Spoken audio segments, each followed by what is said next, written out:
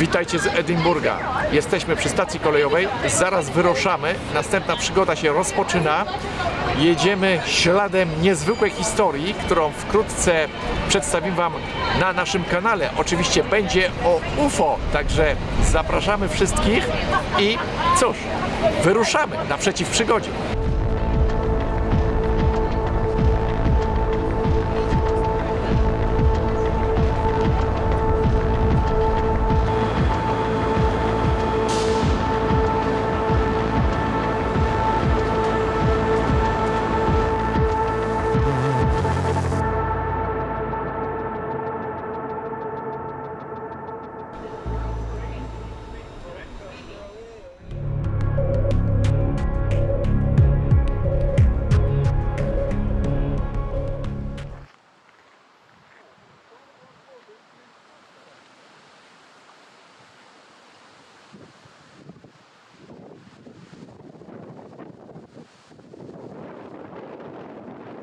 Livingstone North leży w obrębie tzw. trójkąta falklijskiego, czyli obszaru rozciągającego się pomiędzy Falkirk, Glasgow i Edynburgiem, powszechnie uznawanego za jedno z najbardziej aktywnych miejsc pod względem obserwacji UFO i innych niewyjaśnionych zjawisk.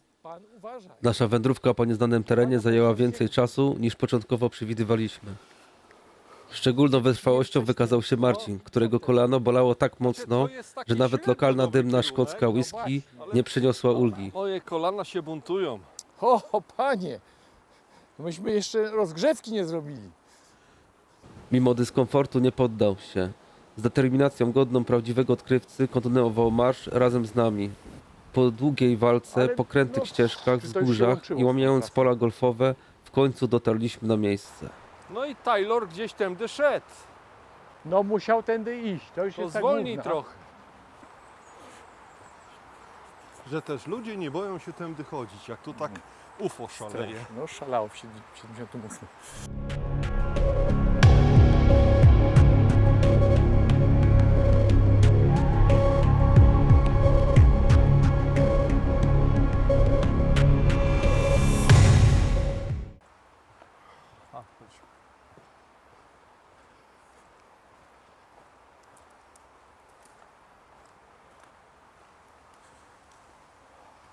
Jesteśmy w niezwykłym miejscu, w tajemniczym lesie, który co prawda dzisiaj już taki tajemniczy nie jest, ale związany jest z pewnym tajemniczym zdarzeniem, które miało tutaj miejsce w listopadzie 1979 roku, gdzie niejaki Robert Taylor miał tutaj niezwykłe spotkanie z czymś, czego do końca nie udało się wyjaśnić. A miejsce to nazywa się Detchmond Woods. I cóż, przybyliśmy tutaj po to, aby Wam zrelacjonować, co tu się wydarzyło i co z tego wyniknie. Może uda nam się zajrzeć troszeczkę za tą mgłę tajemnicy, rozjaśnić to troszkę i przyczynić się do wyjaśnienia tego tajemniczego zdarzenia. A wszystko to wydarzyło się w tym miejscu. Jest listopad 1979 roku. Robert Taylor, pracownik leśny, dokonując obchodu tego lasu, zauważył, dochodząc do tego miejsca, bardzo dziwny obiekt, który wisiał w powietrzu nad tą właśnie polaną. W owym czasie polana ta była kompletnie pozbawiona drzew. Zaintrygowany tym zdarzeniem podszedł nieco do tego miejsca i w tym momencie dostrzegł, że obiekt opuściły dwa pomniejsze obiekty. Te dwa pomniejsze obiekty skierowały się w jego kierunku, tocząc po ziemi. Chwilę potem został on przez nie przewrócony, obezwładniony i te dwa obiekty próbowały zaciągnąć go w kierunku centralnego obiektu. Robert Taylor traci przytomność i dokładnie nie wie, co się z nim dzieje. Kiedy dochodzi do siebie, po obiekcie nie ma już ani śladu. Jednak owe kuliste, pomniejsze obiekty pozostawiły po sobie dużą ilość śladów w postaci odcisków ziemi, jak i też dwa centralne ślady jakby gąsienic.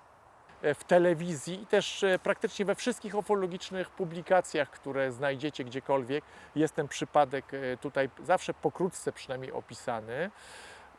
no, swoją taką sławę, nazwijmy to, w tamtego czasu zawdzięczał temu, że sprawą zajęła się po prostu policja, no bo wiadomo, że jak pracownik leśny został zaatakowany i raniony, no to wszczęto dochodzenie. Niestety nie przyniosło ono rezultatów, ale badania były dosyć zaawansowane, ponieważ no po prostu nie tylko te ślady były bardzo mocno analizowane, ale też jego spodnie, które zostały uszkodzone. Mówi się tu o podartych spodniach przez ufonautów, tak to w żargonie powiedzmy ufologów było relacjonowane.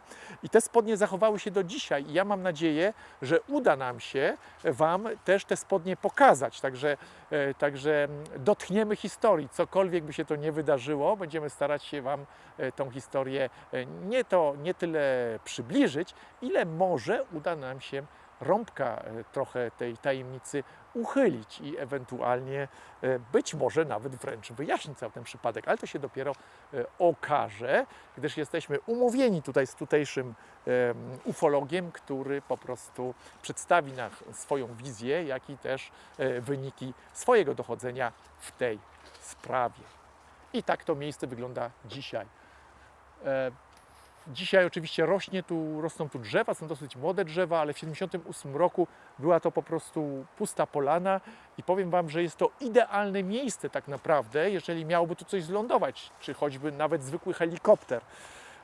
Przypomina mi to bardzo mocno miejsce w Ängelholm, z którego również Wam relacjonowałem, gdzie właśnie też podobny obiekt, podobnej wielkości, obiekt troszeczkę inny, ale podobnej wielkości również osiadł na takiej polanie i ta polana była też mniej więcej tej wielkości, także jest ciekawie. No i ja jestem sam pod dużym wrażeniem, że udało się tutaj nam dotrzeć do tego miejsca, o którym wiele czytałem jako mały chłopiec i też oglądałem wiele różnych materiałów, które się wtedy jeszcze w tamtejszych czasach pojawiały, w 80., 90. latach, w których to racjonowało, w których ta sprawa była racjonowana. Niestety pan Robert Taylor już odszedł od nas, więc nie będziemy mogli z nim porozmawiać, ale historia wygląda na to, że wciąż żyje, o czym świadczy właśnie ten pomnik tutaj i ten kamień, który tutaj jest na tym miejscu pozostawiony. Dzisiaj z naszej perspektywy będzie naturalnie inaczej postrzegany, ponieważ wiadomo, świat poszedł naprzód, więc wydawać by się mogło, że można by znaleźć ewentualne racjonalne wyjaśnienie tego przypadku, ale o tym w następnej części naszego dochodzenia. Jesteśmy w podróży, jedziemy do Malcolma Robinsona, autora wielu książek o interesującej nas tematyce. Także zobaczymy, co nam ten dzień przyniesie. No i oczywiście liczymy na jakieś ciekawostki.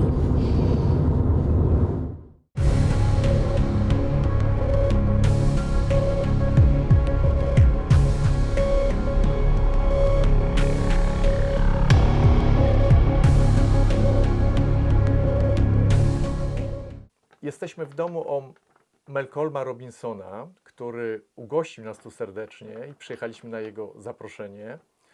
I ja mam nadzieję, że opowie nam bardzo ciekawą historię, która wydarzyła się tutaj w pobliżu, w Szkocji. I z tego powodu też zadam mu kilka pytań dotyczących tej historii, ponieważ no, ona do końca właściwie nie została wyjaśniona, ale Malcolm jest po prostu człowiekiem, który zajmował się bardzo wiele lat tą historią i no, bada ją, można powiedzieć, do dzisiaj.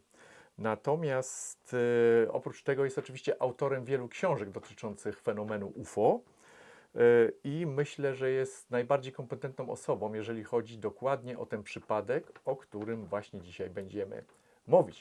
Malcolm, Pleased to meet you. dziękujemy.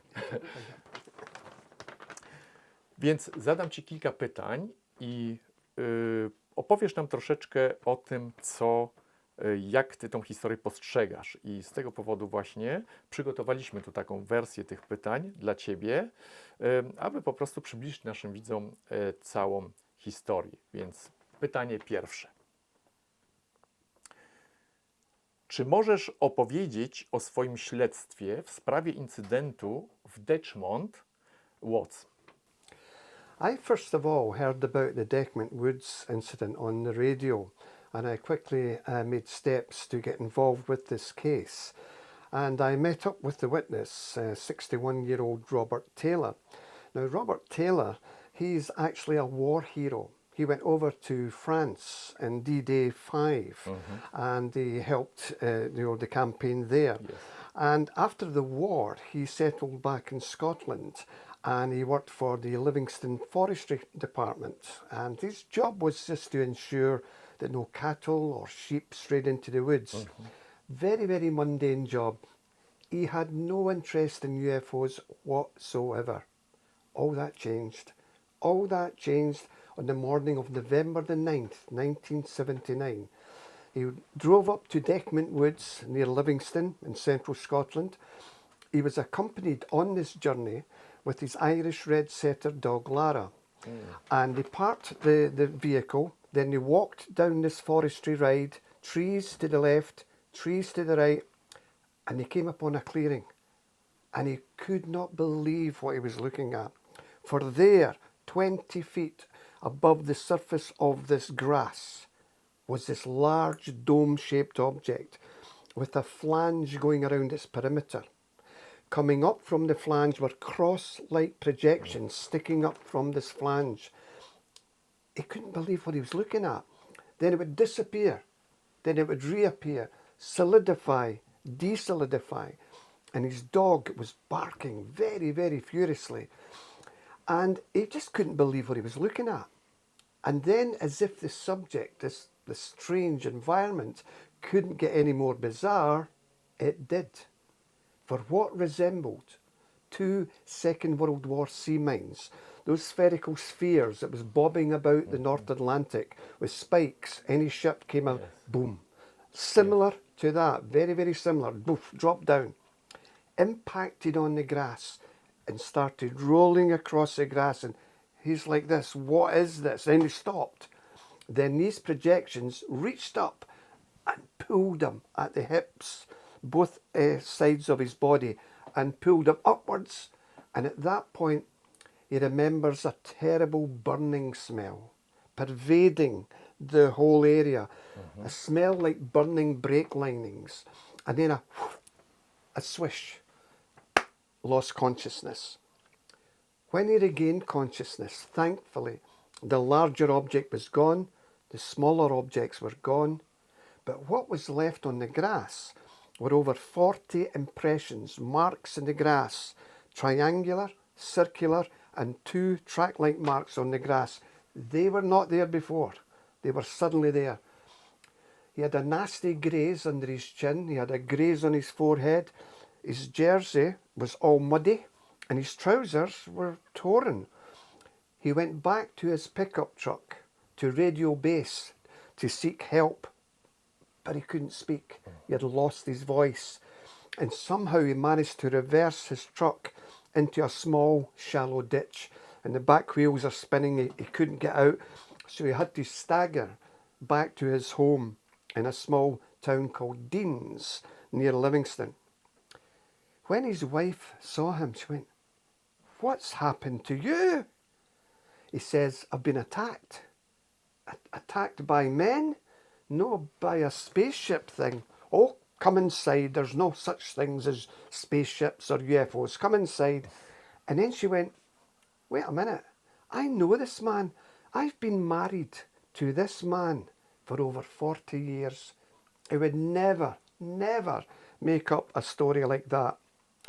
She phoned the local doctor. The doctor attended the family house, and he did, health checks on her husband. Bob's heart was very elevated. He was thumping, and he saw this graze under his chin, the graze on his head. And then what happened then was they got the boss, Malcolm Drummond, was Bob's forestry worker boss, and they took him up to Decmont Woods. And Bob says, "Look, there's the marks in the grass." This is where the Police Scotland became involved, because it was an assault by person or persons unknown. Somebody had assaulted this man. So they fenced off the area, and a full-blown police investigation was undertaken. The trousers were ripped, and these were analysed at the police headquarters in Bathgate and in Edinburgh. I spoke to the forensic scientist, Lester Knibb, and he says, Malcolm, these trousers were ripped in an upwards mechanical manner. They were not ripped by any forest debris, like sharp stones or twigs or barbed wire. These were ripped in a mechanical manner. And it's one of Scotland's most incredible UFO cases, because not only do we have the testimony of Robert Taylor, but we also have the actual trousers that Robert Taylor wore on that eventful morning of November the 9th, 1979. So these are one of the rips that was made on these trousers. That is on the right hand side. On the left hand side we have a different type of tear, a more consistent tear.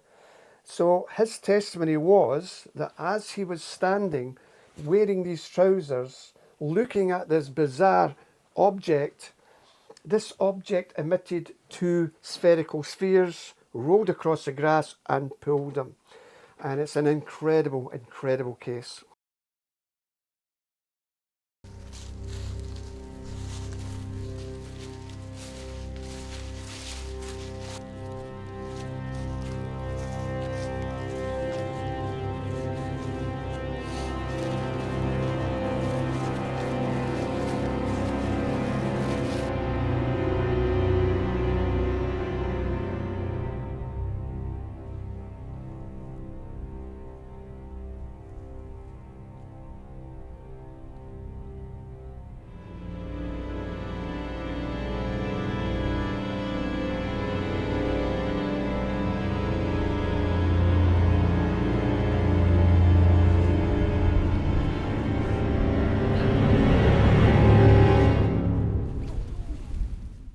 Czy w tym lesie lub okolicy zdarzyły się wcześniej albo później podobne zjawiska paranormalne?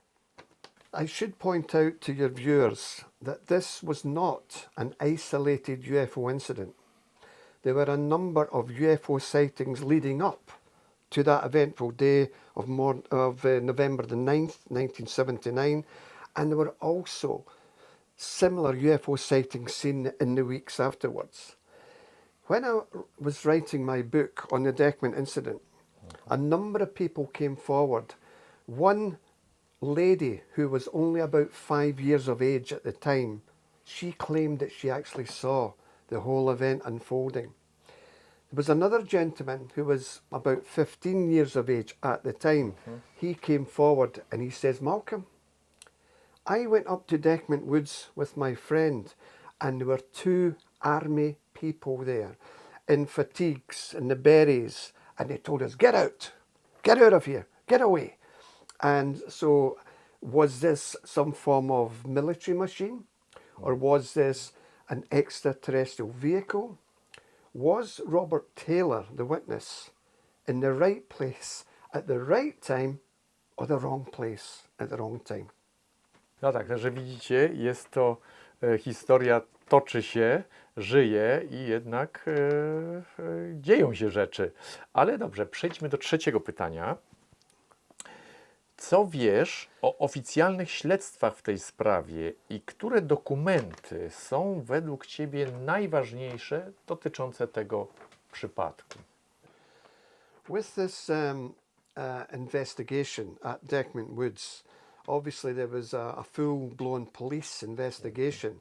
It's the first time in the British Isles that a full-blown police investigation was undertaken by Police Scotland. It's never happened anywhere else.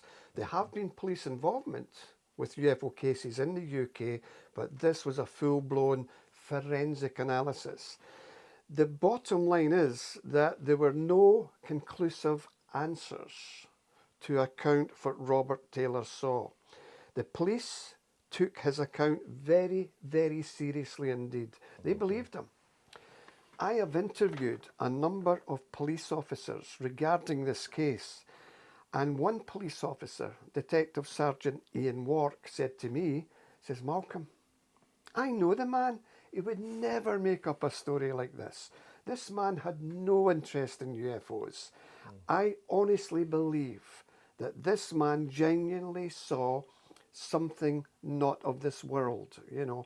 And for me personally, there have been a lot of theories put about as to what this could be. For instance, one skeptic said that maybe he had eaten some Atropa belladonna. These are poisonous berries. Now, there's no berries of that nature in Decmont Woods. Plus, Robert Taylor is a seasoned forester. He would know never to eat poisonous berries. So we believe that really did happen, yeah. There's police statements from that Freedom of Information requests from me to the police asking, is this case solved or not? Is this case, you know, ongoing? And we also have a Freedom of Information form requesting the you know, any items of clothing that they may have which they didn't have. We also have statements here. This is from Mary. This is a statement, a police statement from Mary Taylor, Bob Taylor's wife. She's talking about it there. Okay. We have a statement on the day of Robert Taylor himself to the police. This was given to the police. Yes. And we have various forms here. This one here is just about the incident itself, how the police wrote the incident up in their logs. And we also have various sketch marks. Now, these were a sketch plan done by Detective Sergeant Wark. You have two ladder-like marks there and all these different marks going around. Presumably, these marks were made by these mine-like objects. And we also have the forensic science laboratory tests regarding the rips on the trousers and various other things as well. So this is some photographs. It's a folder I've collected regarding the Decmont Woods incident. Different things are in here, from photographs of the witnesses. These are photographs of the marks in the grass, which you can see. We also have the ladder-like marks. Now, again, there were no marks in that area before that event. A week before that, there was nothing happening in that area. We have these marks.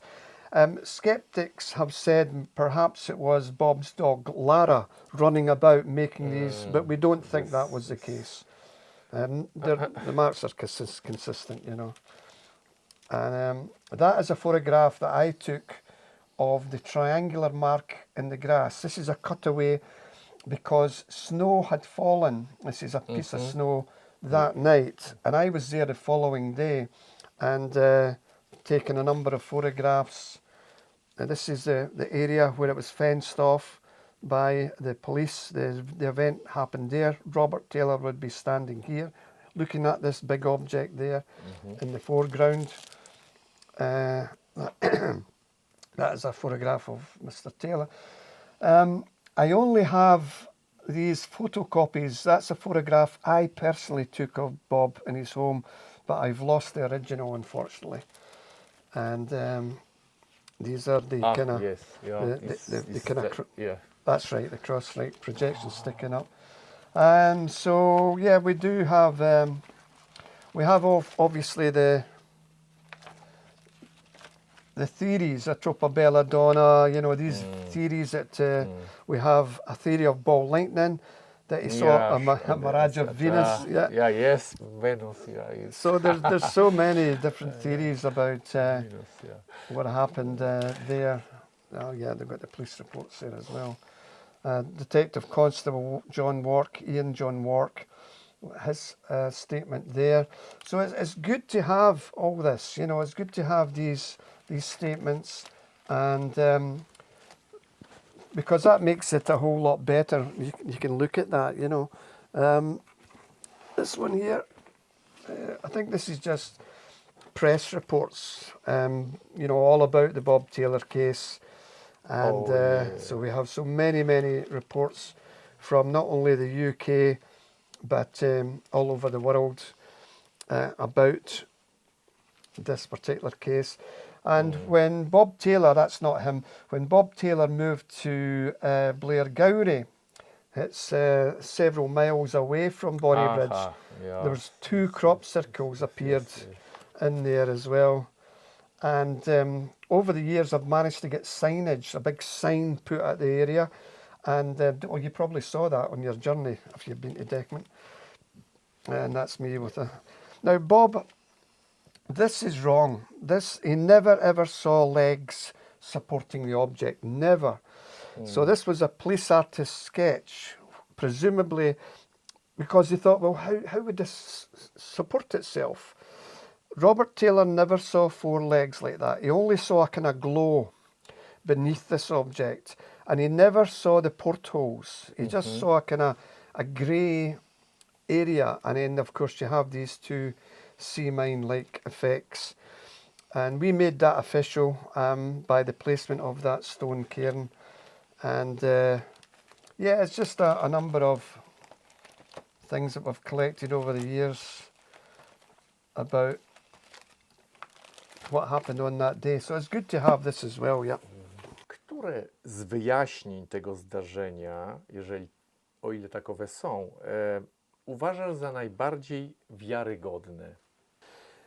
I honestly believe, personally, that Robert Taylor saw something not of this world.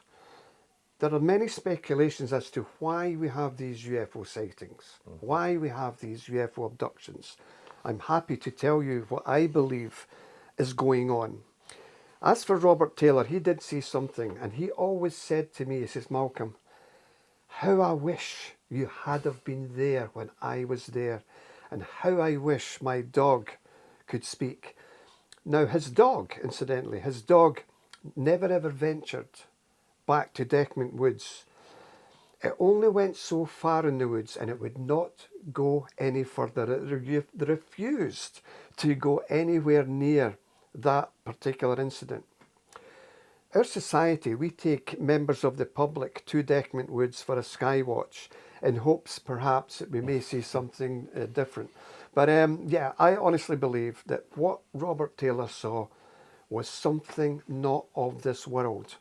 Now, I have to say to you that the vast majority of UFO reports do have natural identifiable solutions. We are only dealing with a small percent of unidentifiable flying objects.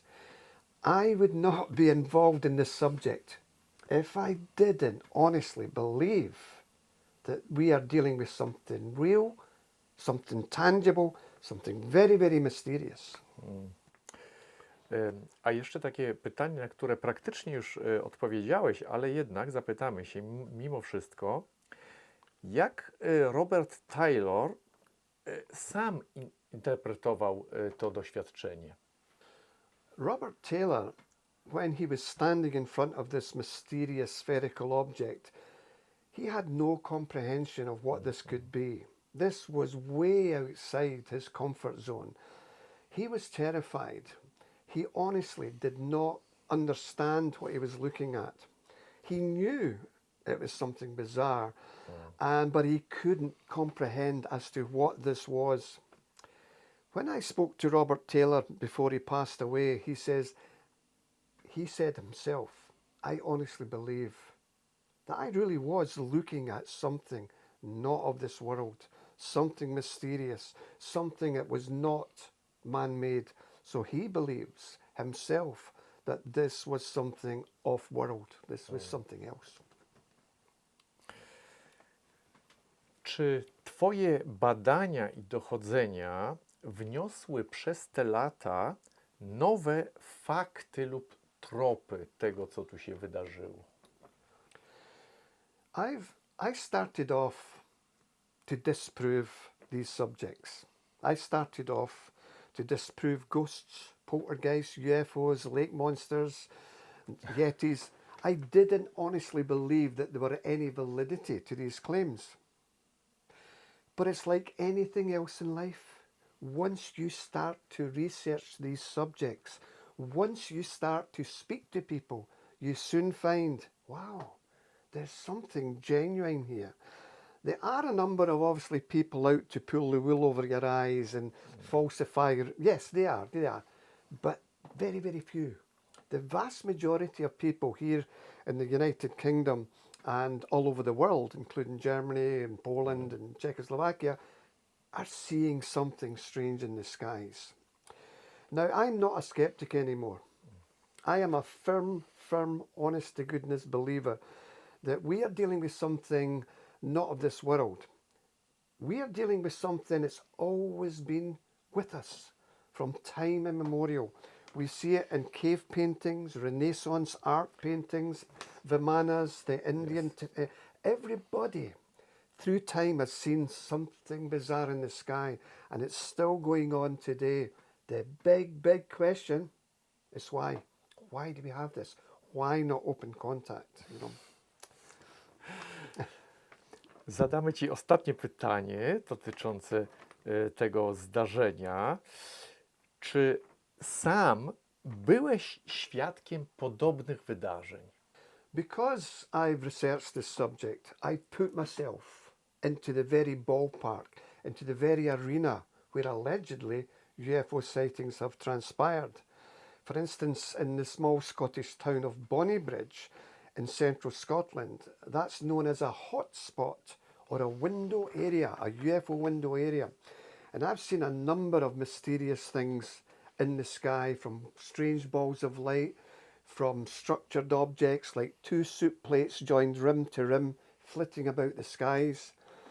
I remember when I was in an English holiday resort, and I saw this. It was like scaffolding, you know, builder's scaffolding. It goes up vertically on the wall, but it was like horizontal, moving across the sky. I've also seen something, would you believe it, Loch Ness. I was interviewing people at Loch Ness, and we were sharing a campfire with Americans and Canadians, and it was a beautiful, beautiful starry night. And my back was, the Loch Ness was behind me, and this lady said, "Oh my God, what's this?" And we turned round, and I saw this big ball of light moving up and down above the hills on the other side of Loch Ness. It shouldn't have been there, you know. So what we did, we checked with the Air Force to see if there were any aircraft activity in that area at the time. We checked with the police. Did any members of the public see something similar? We checked with the Ministry of Defence to see if there were any air exercises in that locality. We checked with the flying clubs to see if there were any small Cessna planes. Nothing. Nothing was flying in that area at that time. Big ball of light, then it just stopped. It was stationary and flew off in the sky and was gone. Then I was dealing with a gentleman who comes from Altby. It's a small village in North Scotland. And he said that, "Malcolm, come up to Altby. I'm seeing a lot of UFOs." Well, I had to go, you know. And now what he was saying, he had a torch. And he was flashing the torch into the night sky. And he was getting bursts of light coming down. Well, I'd heard about this, you know. There was a gentleman called Arthur Shuttlewood in Warminster in Wiltshire, big UFO hotspots in the 1960s. And Arthur Shuttlewood used a torch to flash into the sky, and he was getting things coming down. So I had to try this. So I met this gentleman, and we got out of his car and we walked. It was a beautiful, beautiful starry night. Not a cloud. Stars, multitude of stars. Beautiful Scottish scenery. And we only had walked about 100 yards, and we got the torches and started to flash into the night sky. Hand on heart, this column of light descended from beneath the sky. And I had a camera. I couldn't reach for I was just gobsmacked. I was looking at this, what? And it came down like a rope ladder. If you threw a small rope ladder over a wall, it came down in stages. And then eventually I grabbed the camera, but by then it was gone. It took off in seconds. So another time I was given a lecture down in England, and after the lecture, myself and two friends went out to Blackpool Beach in Lancashire, and we were just looking at the sea, sea, a lovely night. And then we saw another of these spheres, these balls of light, traverse the sky, and it was only about maybe 1,000, 2,000 feet up. We are ufologists. We were seeing something weird, and we were quiet because we were saying, is that an aircraft? Is that a drone? Is that a helicopter? No, no sound, no sound. Yes. And it slowly traversed the sky and was gone. And we couldn't believe what we were looking at. It was so bizarre, you know. And the thing is, it's the same with the paranormal. I research ghosts and poltergeists, and I've spent many nights in haunted buildings. I've been slapped by nothing. I've had my hair pulled by nothing. I've seen some incredible things in my life to do with ghosts and poltergeists. But ufology, UFOs is a big, big thing for me, yeah. Jak już wspomnieliśmy, Malcolm jest autorem wielu książek dotyczących tematyki UFO. Ta właśnie dotyczy sprawy, którą my w tej chwili właśnie, z której powodu tutaj przyjechaliśmy i o której właśnie nam tutaj Malcolm opowie. Ale nie tylko ona, napisał też wiele innych książek, którą tutaj sobie po prostu pokażemy i Malcolm pokaże też jeszcze inne książki, których jest autorem. This is the book that I wrote about the Robert Taylor Deckham Woods incident. I felt it was very important that I document all that happened with this case. Not only the witness statements, but also the police statements and also other witnesses are all within the confines of this book. So this book tells the whole story of Robert Taylor's incident, and it's a fascinating case, and we have a number of photographs, etc. in there, and it all tells the story of what went on. You know, we had a plaque placed at the site. We have newspaper cuttings. We have photographs of the marks in the grass, and we have a number of theories to explain what went on. So yes, it's all contained within this book. Yeah. I'll not speak too much about them all, but yeah. Paranormal Chase Files So- of Great Britain. Yeah. So this is another book that I wrote to do with paranormal cases within the confines of the British Isles. This is number 4. Lots of good stuff in there.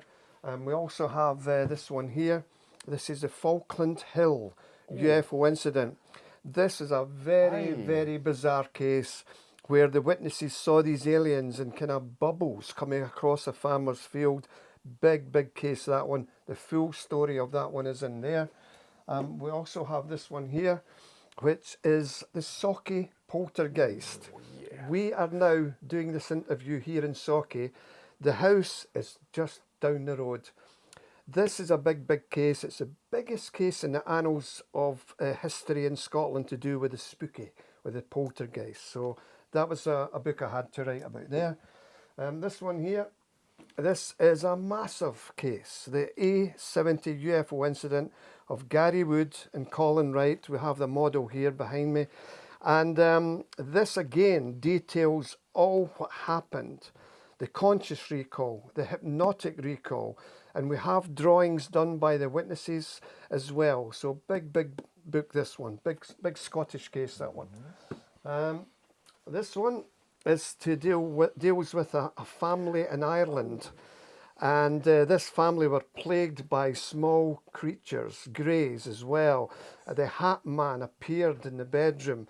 They were traumatized by all these strange happenings in the family home. And it's very, very harrowing story for this family. So that had to be written as well. This is my latest book. For the very first time, I've co-authored with a fellow researcher, Ron Halliday. This details the UFO sightings across the small Scottish town of Bonnybridge. All the facts, all the sightings, everything's in there, in that one. And probably very dear to my heart is this one, yes. And Loch Ness. I mean, I've been down in a submarine in Loch Ness, and I have a plan to capture it, which I'm happy to tell you. But the history of Loch Ness, all the sightings, everything is in there as well. And this one, this is back to the Paranormal Case Files. That's volume 2. Lots of good cases in there. And this one here is my very first book that I ever wrote. It's the UFO Case Files of Scotland, volume 1, detailing a lot of UFO sightings across Scotland. We have Paranormal Case Files of Great Britain, volume 1. We also have this one here, Paranormal Case Files of Great Britain, volume 3. So we're getting there. And this one here, the UFO Case Files of Scotland, volume 2. Lots more Scottish cases. And finally, the Bob Taylor event also was published in France, and it details Robert Taylor's sighting there, all in French. So yeah, it's, the reason I write these books, it's not to make money. You don't make money. It's simply to get the stories out, because there may be somebody somewhere in England or Scotland who'll go, that happened to me. I saw exactly the same thing. So we need to hear from these people. It's like a ufological jigsaw where we're trying to put all the pieces of the jigsaw together. And I just love writing books. I'm working on my 14th book, UFO Case Files of Scotland, volume 3 at the moment. So yeah, it's we just have to get the stories out there. Yeah. Malcolm, no, opowiedziałeś nam niezwykłą historię. Bardzo dziękujemy Ci za to, co dla nas zrobiłeś. Ja wyrażam taką szczerą nadzieję, jak myślę też widzowie naszego kanału, że po prostu nie jest to nasze ostatnie spotkanie, że będziemy mogli jeszcze tutaj co najmniej raz albo kilka razy nawet przybyć, wysłuchać jeszcze innych historii, których poniekąd jesteś autorem, a opisywałeś je w swoich książkach. Także myślę, że będzie ciekawie w przyszłości. No i cóż, bardzo Ci za to dziękujemy, za to, że nas tutaj przyjąłeś i za to, że mogliśmy z Tobą porozmawiać. Jest wieczór, właśnie wróciliśmy do Edynburga. Dzień był bardzo pracowity. No i cóż, cała sprawa jest niezwykle tajemnicza. Mamy oczywiście swoje przemyślenia dotyczące tego wypadku, jak i też całego zdarzenia. Dlatego myślę, że jest to ciekawy moment, tak aby na gorąco sobie pokrótce przybliżyć to, co wydarzyło się dzisiejszego dnia. I oczywiście opowiedzieć Wam wszystkim o naszych wnioskach, jakie się tutaj pojawiły. Tak, także myślę, że to jest taki krótki wstęp. No i cóż, zaczynamy dyskusję. Tak, w tej sprawie, ta sprawa jest o tyle ciekawa, że tą sprawą zajmowała się policja, ale policja nie zajmowała się UFO, tylko napaścią na tego pana. Tak, policja wszczęła oczywiście śledztwo, ponieważ nazwijmy to napadnięty został pracownik służb leśnych, został zraniony, no i w związku z tym rozpoczęto śledztwo. Zwykle śledztwo w takich wypadkach jest zawsze przeprowadzane, ale po raz pierwszy było to takie poważniejsze śledztwo, gdyż był jakiś namacalny ślad w postaci tych spodni podartych. I dlatego policja musiała się temu dokładniej przyjrzeć. Dokładnie. Mamy tylko jednego świadka, nie mamy jakiejś drugiej osoby, która może potwierdzić to wydarzenie. Jedyne co mamy, to, że to, co pan Robert Taylor mówił, ma potwierdzenie właśnie w analizie spodni i miejsca zdarzenia. Tak, dokładnie. I dlatego wydaje się cała ta sprawa z mojej strony bardzo wiarygodna, no bo gdyby było inaczej, to trzeba byłoby znaleźć po prostu jakieś elementy, które by to całe zdarzenie w jakiś sposób dyskredytowały.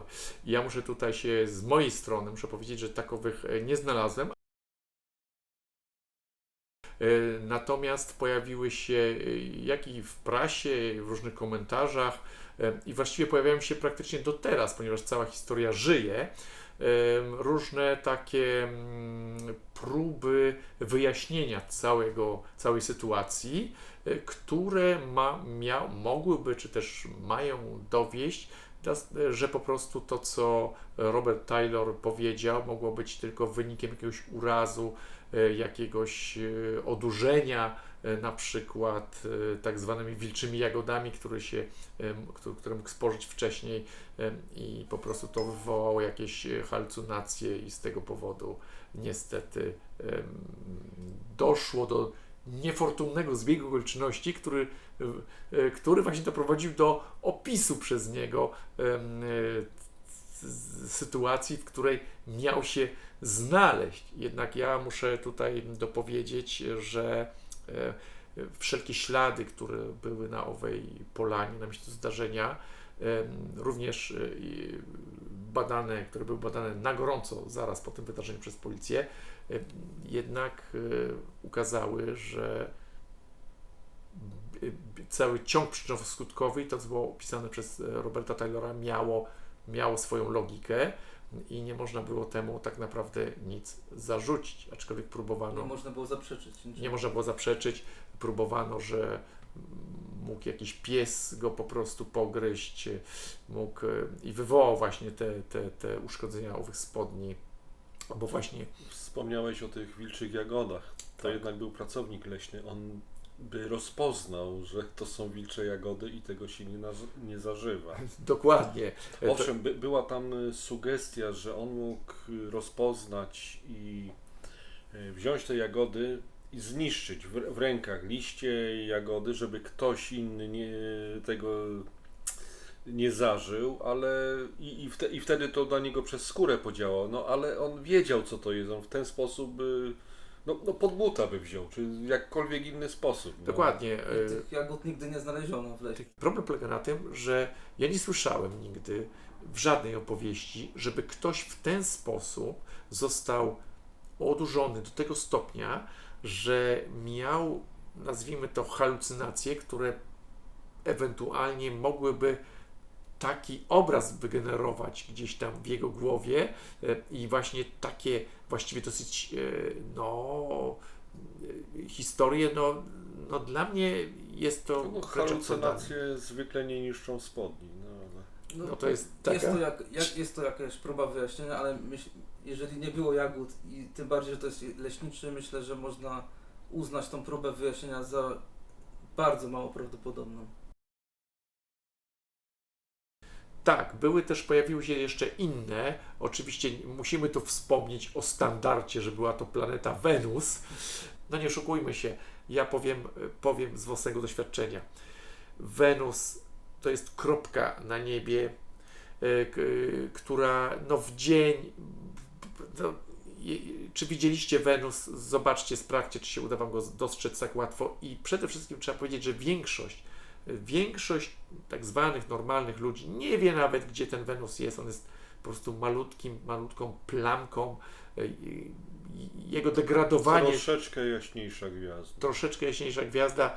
Żeby pomylić go z taką sytuacją, która zawiera elementy, które absolutnie nie odpowiadają czemuś takiemu jak miraż planety Wenus. Opis pojazdu w ogóle nie pasuje do planety Wenus. Znaczy o planecie Wenus skąd ta teoria w ogóle się pojawiła. Tak, no to można mówić o planecie Wenus w kontekście, jeżeli ktoś widzi UFO na niebie, ale nie na polanie. Nie obiekt, dosyć spory obiekt, który wisi nad polaną. Ja jeszcze tutaj dodam, że ten pan którego tutaj no, akurat nie mam w pamięci też wszystkich tych no, powiedzmy wyjaśniaczy, którzy się przez lata pojawili w głowie, jeżeli chodzi o ich nazwiska, ale jeszcze może powiem, że w książce, którą napisał pan Malcolm Robinson, jest to wszystko tam dokładnie, bardzo szczegółowo opisane. Też są podani właśnie ci wszyscy eksperci, tak zwani, którzy chcieli to wyjaśnić w ten sposób, jak właśnie mirażem planety Wenus. I ten sam pan jeszcze przedtem, zanim jeśli się nie mylę, jeżeli się mylę, to poprawimy to, ale wydaje mi się, że chyba dobrze zapamiętałem, że ten pan też próbował jakby stwierdzić wcześniej, że była tak zwana czarna błyskawica, a wręcz kula czarnej błyskawicy. Ja przyznam się, że ja nigdy nie spotkałem się z takim ani określeniem pioruna kulistego, Jeszcze raz przy tej sprawie słyszę. który czarną wręcz błyskawicę tworzy, taki piorun kulisty, kulę, która jest czarna. No nie wiem, ja nie słyszałem. On twierdził, że to jest możliwe. Nie wiem, na jakie źródła się powoływał. Natomiast de factem jest, że rany, które pan Robert Taylor doznał, no mogły, niektórzy, on tak sugerował, że mogły być właśnie na skutek porażenia takiego energią elektryczną w jakiś sposób być wywołane. Ale oczywiście nie tylko rany cielesne, ale również owe słynne spodnie, które zostały, nazwijmy to, podarte. To było stwierdzone, ponieważ energia elektryczna wypaliłaby, tam byłyby po prostu powiedzmy ślady zwęglenia materiału czy spalenia. Ja muszę wam przyznać, że my wszyscy Zresztą tam nie ma właśnie. nie ma wszyscy, No znaczy tak. ja bardzo dokładnie oglądałem te spodnie, dokładnie. Te spodnie były wyprane chyba, tak mi się wydaje. Jestem Tego pewien. nie wiem, Jestem tego pewien. pytania nie zadaliśmy, czy były wyprane. Mi się wydawało, że właśnie nie były, ale czy były wyprane, czy nie, gdyby były spalone, jeżeli spalimy kawałek materiału, on na obrzeżach będzie miał jakiś, to wyglądało. Prąd rozdarcia nie zrobi chyba, tak? No nie. Może Czy może oczywiście uszkodzić, ale to było zawsze związane z temperaturą jednak i one wyglądały jak te ślady dla mnie jak takie rozdarcie i wręcz nietypowe rozdarcie, bo w kształcie takich podków, taka podkowa troszeczkę, tak to wyglądało, dosyć To spore. jakieś takie I mamy pazury dokumenty. pociągnęły. Tak, to wiesz, to i oczywiście ja nie przeprowadzałem analizy, ale analizę forenzetyczną, chyba tak się mówi, dokonali eksperci z Urzędu Kryminalnego tutejszego, tutejszej policji i właśnie ów odpowiedzialny za ową analizę to absolutnie wykluczył jakieś prądy, twierdził, że jest to mechaniczne uszkodzenie spodni, też nie jest dokonane przez zwierzęta żadne, jest to po prostu rozdarte jakimś dosyć tępym narzędziem, właśnie nie nawet jakimś, też sugerowano, że być może skakał przez płot i sobie te spodnie w bardzo dziwny sposób rozdarł się, bardzo dziwny.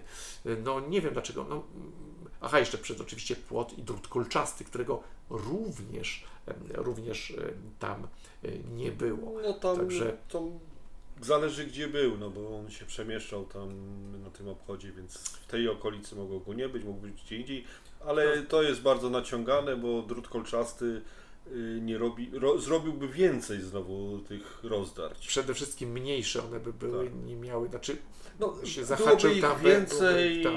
widocznych. To właśnie ta symetria tego uszkodzenia tych spodni jest naprawdę zadziwiająca, a ja powiem, Tu jeszcze a propos tej kuli błyskawicy trzeba dodać, że ta teoria była jakby tak trochę bardziej rozciągana, że to są pioruny kuliste, które wychodzą jakby z ziemi tak, z powodów tektonicznych, tam anomalii tektonicznych czy czegoś takiego.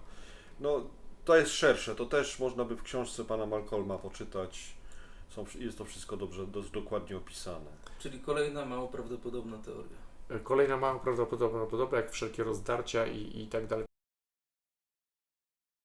I tutaj dochodzimy do następnego elementu bardzo ciekawego. Pojazd wojskowy. Pojazd wojskowy, właśnie.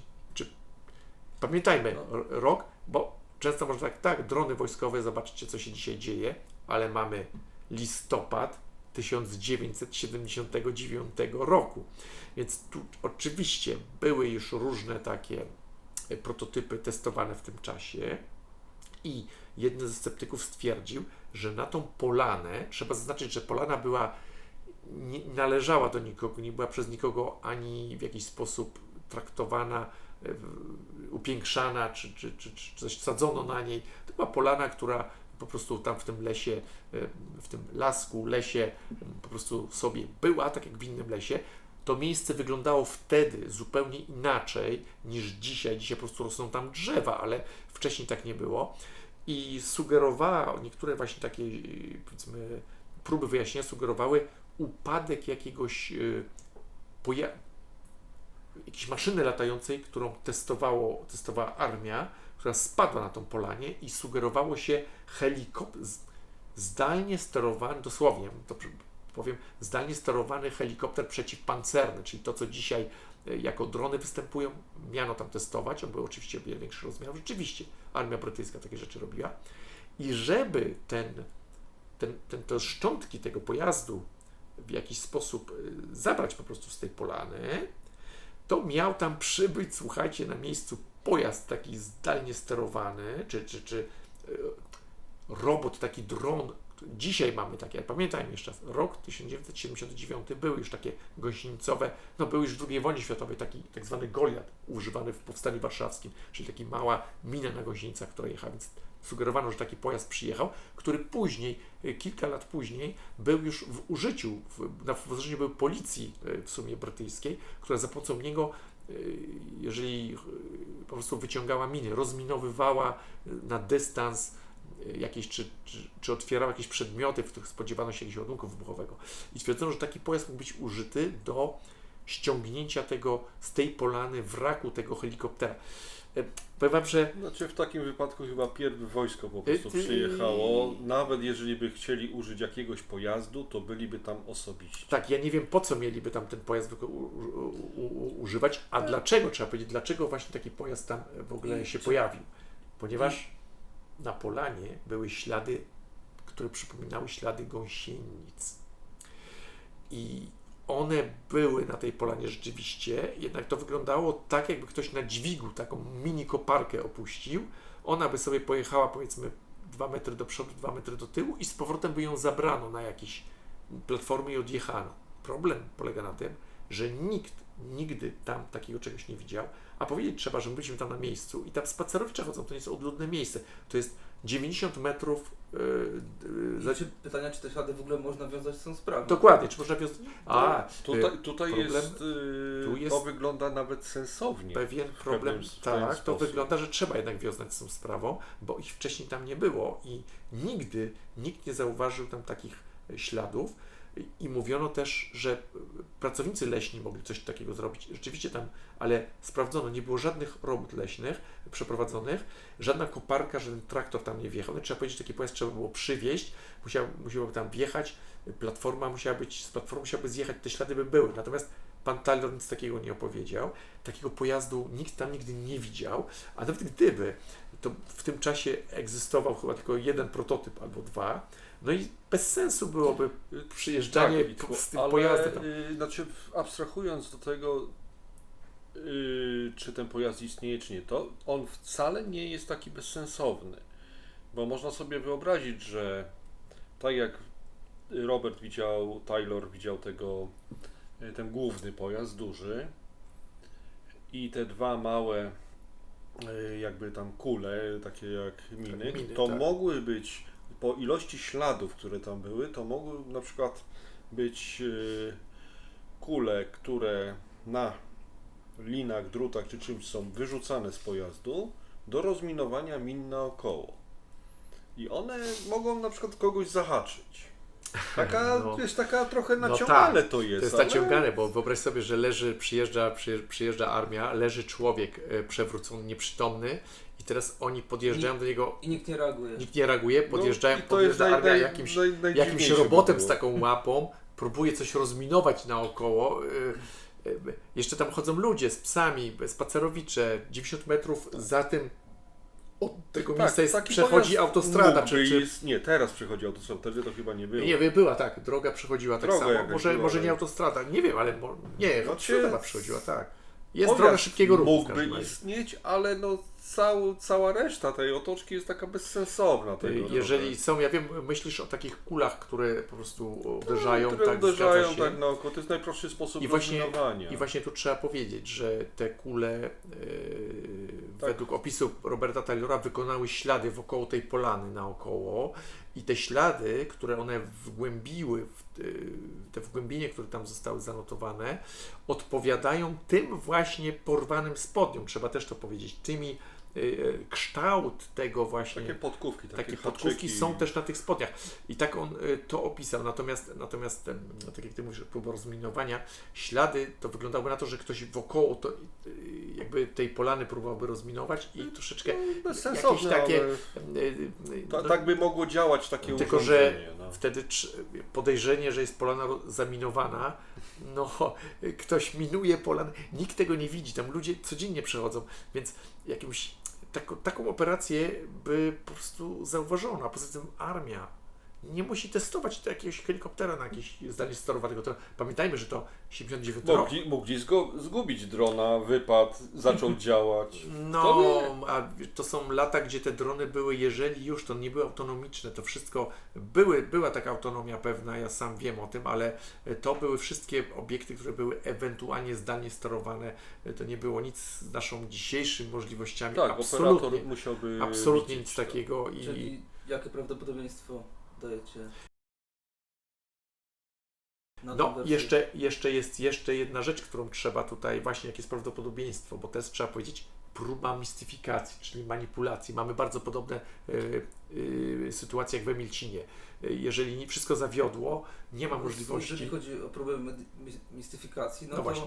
wszystko, co Robert Teller powiedział, dochodzenie policyjne potwierdziło. Nie znalazło nic, czemu można dochodzenie policyjne potwierdziło tylko to, że miał poszarpane spodnie. Ale wersja, którą opowiadał, nie znaleźli Nie nic w tej znaleźli historii, innego wytłumaczenia. nie znaleźli żadnego. żadnego kłamstwa, czegoś, czemu można by zaprzeczyć. Jest to bardzo podobne właśnie do zeznań, jaką Jan Wolski. Ja wiem, że niektórzy mogą powiedzieć, że wszystko zostało wykryte i tak dalej, ale zapraszam do naszego materiału na Podróżniku, gdzie o tym mówimy. Poczytajcie sobie o tym też w książkach sceptyków i zobaczcie, jaki jest ciąg przyczynowo-skutkowy takiej możliwości, ale to jest zupełnie inna sprawa. Również i ona ma ten sam schemat. Pamiętajmy, że zdarzyło się to rok po wydarzeniach w Emilcinie, rok później, ponad nieco. No i teraz również dokładnie taka sama reakcja, co po niektórych, którzy od razu widzą tą manipulację. I ja muszę Wam powiedzieć, że te dowody na tą manipulację cały czas się pojawiają, tak jak i również w tej sprawie emilcińskiej się po latach pojawiły właśnie zeznania, czy jakieś konkluzje, książki zostały wydawane. Tak samo, jeżeli chodzi o tę sytuację, również tutaj.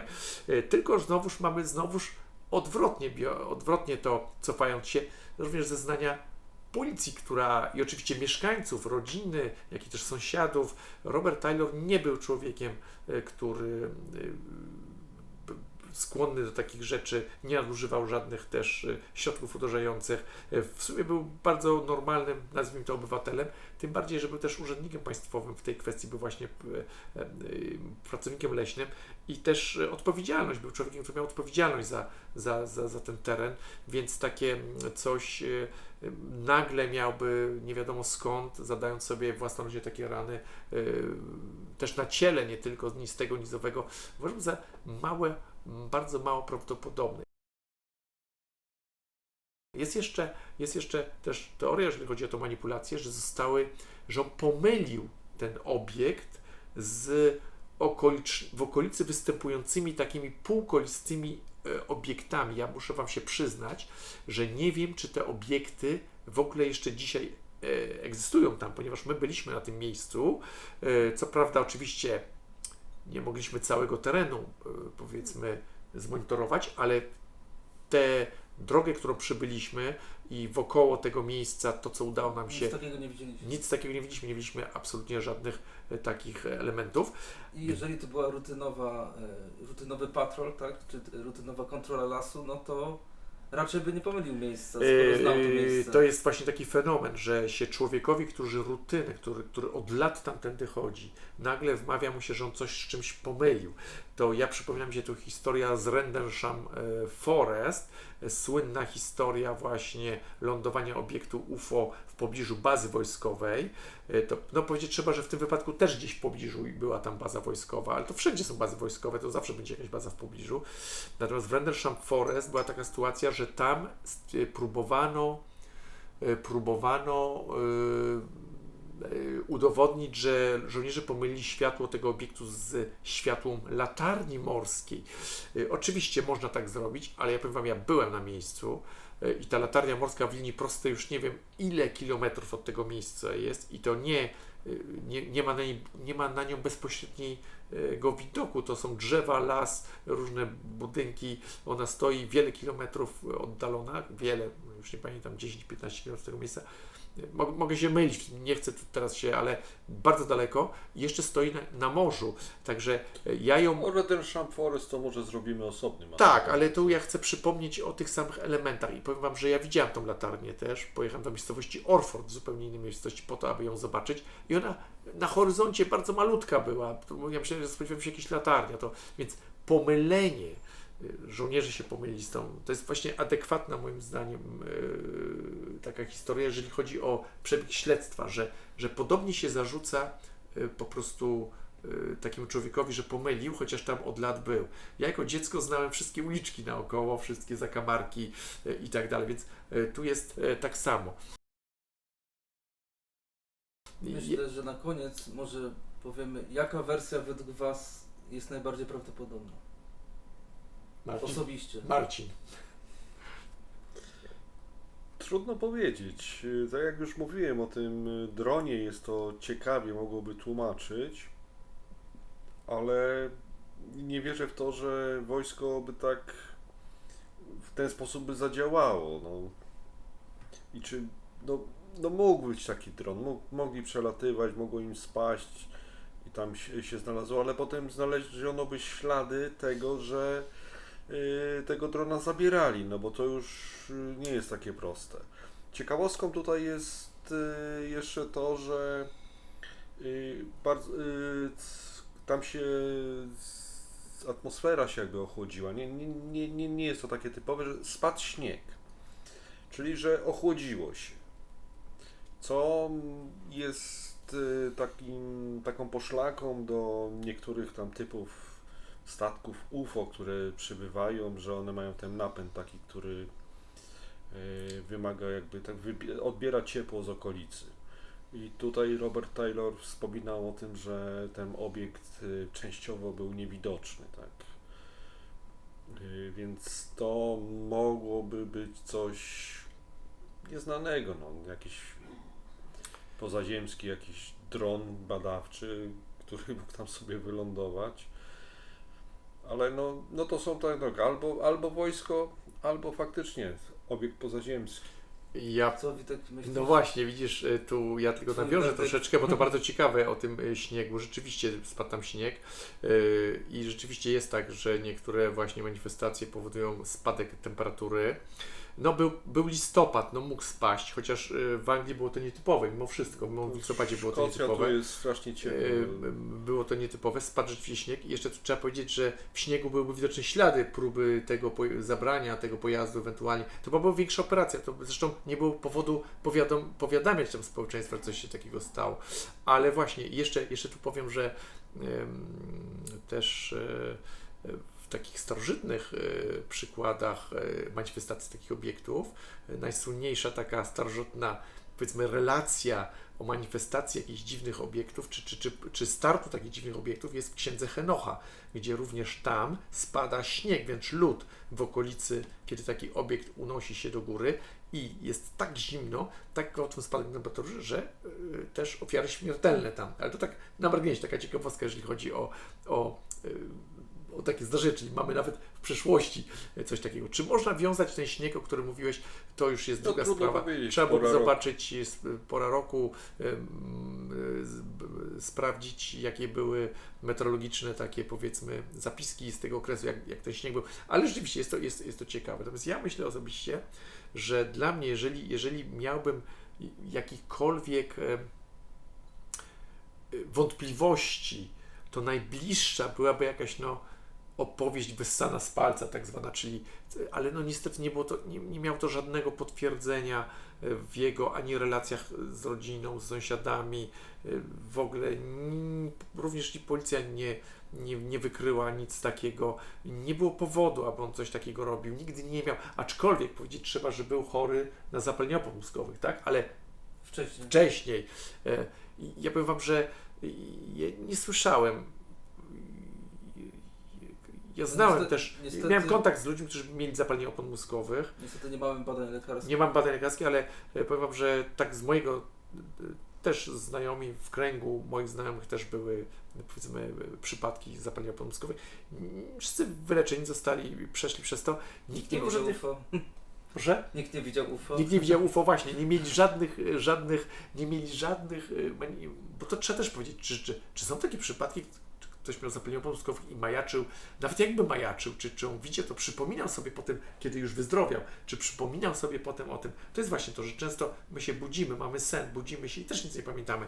Więc jest to dla mnie, według mnie, jeżeli jakaś manipulacja, to tylko to jest jakby najbardziej taka sensowna, ale ona nie pasuje ani do charakteru tego pana, ani do śledztwa, ani do wykazu, nic. A, że jesteśmy w Szkocji, no to oczywiście według zasad Sherlocka Holmesa, jeżeli odrzucimy wszystko, co niemożliwe, to, co pozostanie, będzie prawdą.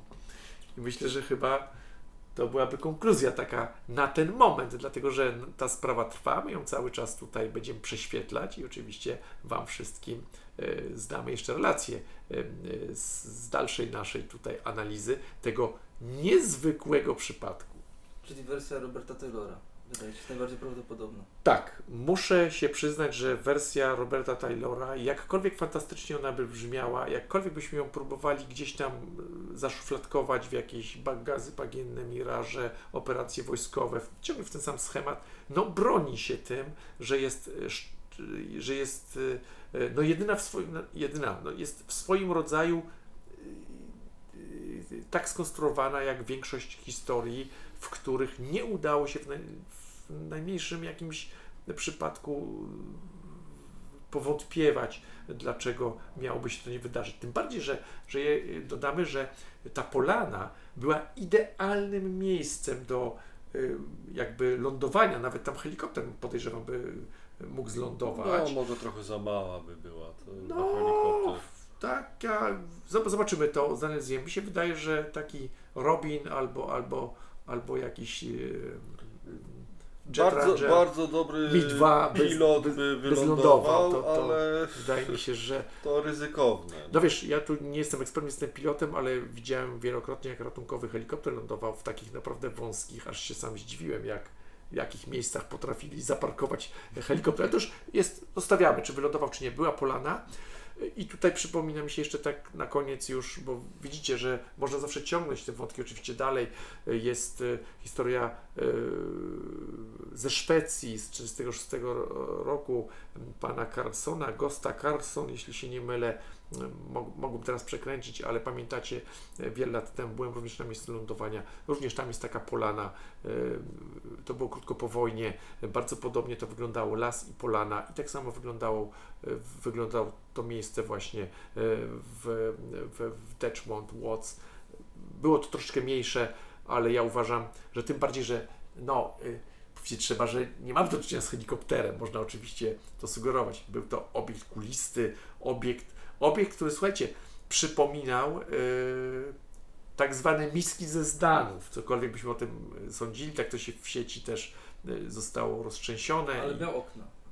Tak, miał okna, ale sama sylwetka właśnie wyglądała jak dwie sklejone miski i bardzo podobne, jeżeli chodzi o proporcje tego obiektu, było to bardzo podobne. No i jeszcze, już trzeba jeszcze powiedzieć, że w tym regionie też nie był to odosobniony przypadek. Były też najróżniejsze inne przypadki, właśnie o których też mamy nadzieję, że uda nam się Wam właśnie tutaj opowiedzieć. Szkocja jest takim miejscem. Jest pełna takich Jest ciekawych... pełna. My się dopiero teraz przekonaliśmy, jak potężna jest tutaj archiwum tutejszych ufologów, szczególnie pana Malcolma Robinsona, który niezwykle dużo materiału, byliśmy u niego w domu, widzieliśmy, człowiek pasjonat, który zgromadził niezwykle dużo takich właśnie historii, no i jest też autorem wielu książek dotyczących tej tematyki, między innymi również tej tutaj, którą mamy na stole, traktująca właśnie o tym przypadku w Detchmond Watts, który jest bardzo detalicznie przedstawiony i my polecamy wszystkim. Łącznie z wszystkimi teoriami, co to Łącznie z ma być. wszystkimi teoriami, no zobaczcie sami, przeczytajcie sobie to, wyróbcie sobie opinię. Naszym zadaniem było po prostu przybliżyć Wam tą już troszeczkę zapomnianą historię. Klasyka tutaj ufologii, właściwie spotkacie go we wszystkich leksykonach ufologicznych swego czasu, w różnych czasopismach, książkach. Był wielokrotnie przedstawiany. Zobaczyć ten przypadek na własną, dotknąć tej historii własną ręką, dotknąć tych spodni, które były uszkodzone, było dla nas również nie lada przeżycie. Myślę, że w przyszłości będziemy więcej realizować właśnie tego typu materiałów. Także myślę, że co? A moja wersja? Ach kurczę, patrzcie, widzicie, zawsze gdzieś, pomijamy zawsze Jarka. Nasz operator. Jarku, jaka jest twoja... Właśnie, odpowiedzialny za technikę, ale jednak ma też były swoje różne zdanie. próby wyjaśnienia tej sprawy. Według mnie żadna nawet się nie zbliża do ustaleń. Według mnie te wszystkie próby wyjaśnienia są bardziej fantastyczne niż sama opowieść Roberta Taylora, więc według mnie, żeby odpowiedzieć na pytanie, co się wydarzyło, albo przynajmniej się zbliżyć do odpowiedzi, najważniejsza jest wiarygodność świadka. Wiemy, że nic nie wskazuje na to, żeby Robert Taylor kłamał. Zarówno analizy policyjne, jak i opinia policjantów wskazuje na to, że uznano go za osobę wiarygodną. No to był urzędnik państwowy, to nie jest to byle jaka osoba zwykle. I można powiedzieć, nie mamy nic innego, nie mamy drugiego świadka, mamy jakieś ślady, które też się pokrywają z tą historią, więc myślę, może nie będziemy mogli odpowiedzieć na to pytanie, ale najbardziej prawdopodobne według mnie jest właśnie wyjaśnienie, które udzielił sam Robert Taylor. Tak. Myślę, że na końcu jeszcze pokażemy właśnie te książki, które stoją tak bliżej do kamery. Tak, tu jest jedna właśnie akurat ta szczególnie opisuje ten przypadek bardzo, ale to bardzo szczegółowo, także polecamy ją. Występuje w języku angielskim.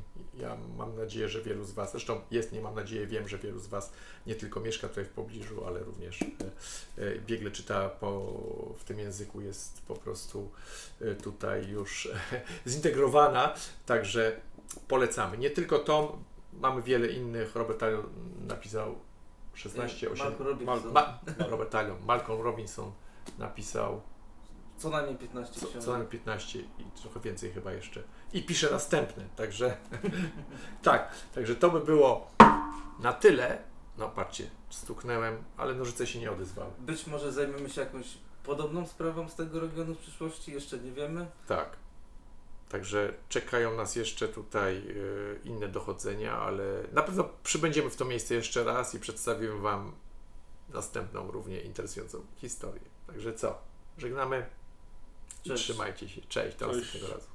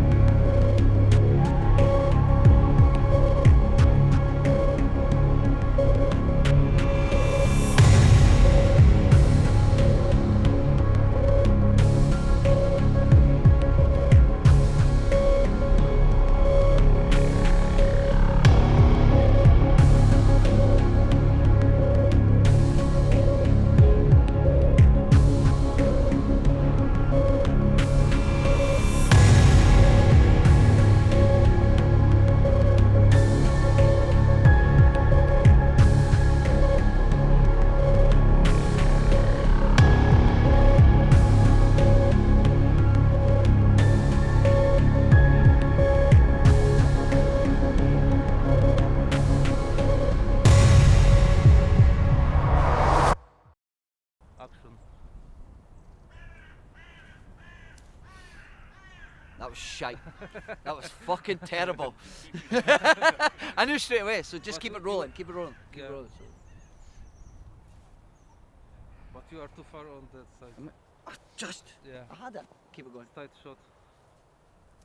What's that? Disappearing. Reappearing. Disappearing. Reappearing. McCall's like this in the back. Caca! Caca! Right, okay. Okay, what? I can't see my hair. Look. It's this little bit here. Look, what's going on here? Stop it. That? Stupid cow's licked that bit. Okay, so, yeah. I'm never going to get a job with like Steve Spielberg, eh? He'll be like, get him off the fucking place. Action. Oh, give us a minute because I'm freezing. You can run around the camera. Right, so this is the same reaction. To możemy... A Rek to, jest, a to piwo? to piwo nie może być tu. No widzisz. Czyli muszę je wypić teraz. Tak? No może być. Powinienem teraz stanąć przed I z piwkiem gwinta, i tak. duszkiem wypić, żeby Tak widział. jest, szybko wypić z duszkiem, bo... To była dobra scena w tym. To piwo nie potrzebne, to poczekajcie. Cała ta sytuacja. Nie, no nie możemy właśnie odsłonić. I to jest... Zobacz, co się tu dzieje. Tak już tam... Ty, to światło Michał, zgasło. Układanie na Michał, słuchaj, jeszcze nic nie zrobiliśmy. Jarek już 1,5 godziny ustawia wszystko, ale już jest ustawione. Teraz już nie dotykamy tego, jest 1,5 godziny ustawione wszystko. Ale słyszałem, Tylko, że zobacz, możemy tylko nie nagrać- mamy tekstu, co powiedzieć, a wszystko jest ustawione. A poza tym, Jak poszło? No, trochę się motałem. Poszło dobrze. no dobrze. Ale, Więcej niż 20 ale minut. właśnie to nie trwa 20 minut, będzie ostre cięcie. No, I zobaczymy. Będziesz ciął. Zobaczymy jutro, wezmę ten materiał. Ty będziesz ciął, a ja teraz wylewam tą wodę, bo już mi w brzuchu Godzina tutaj 05. Ileż kuźwa można wody pić? człowiek nie wielbłąd. I zobacz, czy Pić się musi. nagrało, czy możemy już wstać. Żebyś ty nie było, już nie wcisnąłeś nic, O kurwa, nie wcisnąłem. bo mnie szlak trafił teraz. The original. Aha, jest. Copy of the original. I even have whiskey and a little Nessie, Scottish whiskey. So he's got that there, you know.